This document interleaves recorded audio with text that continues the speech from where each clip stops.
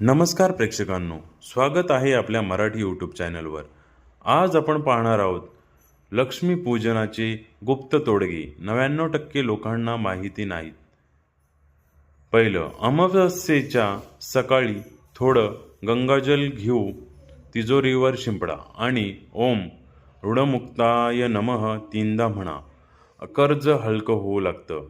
दुसरं, लक्ष्मीपूजनानंतर पहिला दिवा तिजोरीच्या दिशेने लावा, पैशाचा ओघ सुरू राहतो। तिसरं, तांदळात चांदीचं नाणं ठेवून देवीसमोर ठेवा आणि अमावस्येच्या रात्री ते तिजोरीत ठेवा, धन स्थिर होतं।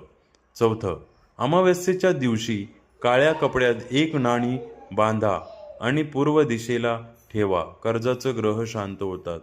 पाचवं, तुळशीला संध्याकाळी दिवा लावताना ओम हे श्री क्लीं नमः म्हणा, पैशाची गती वाढते।